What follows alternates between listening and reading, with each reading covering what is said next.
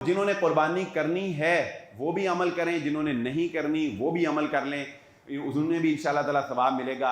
और घर के सारे अफराद ये पाबंदी करें, चाहे कुर्बानी घर का सरबराह कर रहा हो, घर का सरबराह कुर्बानी करे तो सबकी तरफ से हो जाती है ना, तो ये पाबंदी भी सब पर है कि जुल्हज्जा का चांद नज़र आने के बाद अपने बाल और अपने नाखून वगैरह नहीं कटवाए जा सकते।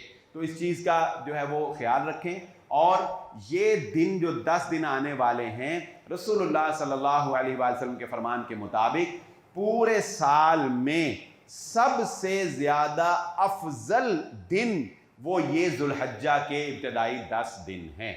जिनको तौफीक अल्लाह दे रोज़े रखने की, वो इन 9 दिनों में, यौम नहर को तो नहीं रखना, उससे पहले यौम अरफा तक जो है वो रोज़े रखने की अल्लाह तौफीक दे तो रोज़े रखें और जितनी नेकियां कर सकते हैं नेकियां करें। रसूलुल्लाह सल्लल्लाहु अलैहि वसल्लम ने फरमाया, इन दिनों में की गई नेकी अल्लाह रब्बुल इज़्ज़त को बाकी दिनों में की जाने वाली नेकी के मुकाबले में सबसे ज़्यादा पसंदीदा अमल है।